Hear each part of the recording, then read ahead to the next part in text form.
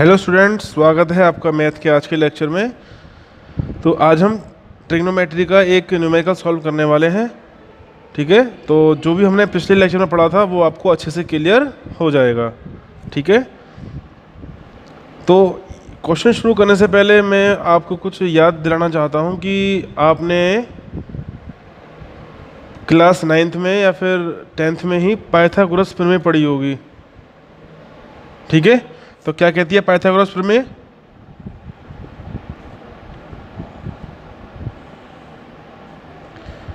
तो ये आधार होता है, ये लंब होता है और ये कर्ण होता है।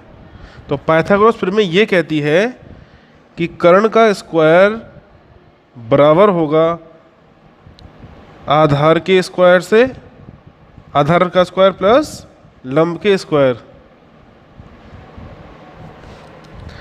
ये होती है पाइथागोरस प्रमेय। कर्ण का स्क्वायर इज इक्वल टू आधार का स्क्वायर प्लस लंब का स्क्वायर। तो यदि आपको इन तीनों में से कोई दो चीज़ दे रखी हैं तो तीसरी चीज़ को आप इजीली पाइथागोरस प्रमेय से निकाल सकते हैं।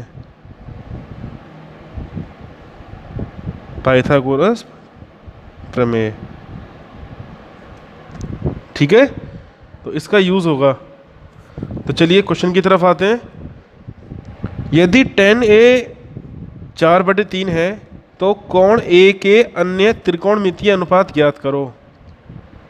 समझ में आए बात? tan A, तो जहाँ पर जो उसने एक्यूट एंगल लिया है वो A को लिया है, तो A के रेस्पेक्ट में ही आपको मतलब A को लेते हुए ही बाकी के 5 रेशियो निकालने हैं, 5 अनुपात निकालने हैं।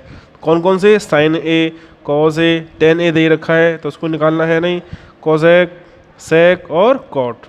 ठीक है, तो पहले देखते हैं कि ये क्या दिया हुआ है। तो पता है हमें कि tan A जो होता है वो होता है लंब बटे आधार। पता है फॉर्मूला हमें। अब लंब क्या है?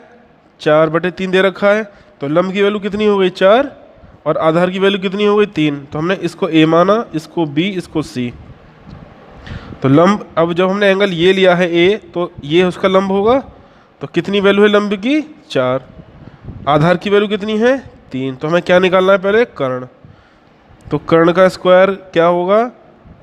आधार का स्क्वायर, तो 3 का स्क्वायर 9 प्लस लंब का स्क्वायर मतलब 4 का स्क्वायर 16 इज इक्वल टू 25, 25। तो कर्ण इज इक्वल टू क्या आया? √25 मतलब बराबर 5।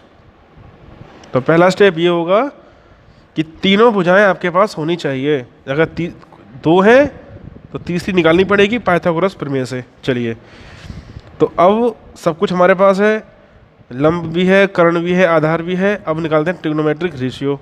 तो चलिए, sin A क्या होगा? क्या होता है? लंब बटे कर्ण।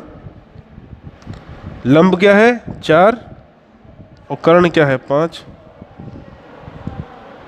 ठीक, अब cos A क्या होता है? आधार बटे कर्ण। आधार क्या है? 3 और कर्ण क्या है? 5। tan दे रखा है। अब cosec A, cosec A पता है 1/sin A होता है, तो sin A क्या है? 4/5, तो उल्टा कर दो 5/4। sec A, sec क्या होता है? cos का उल्टा होता है, तो 1/cos A, तो cos A 3/5, इसको कर दो 5/3। और लास्ट में है क्या? cot A, cot A किसका उल्टा होता है? tan का। tan दे रखा है 4/3, तो ये हो गया 3/4। ये हमारे answer. Clear?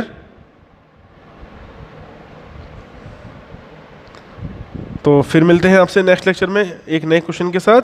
Till then, good bye.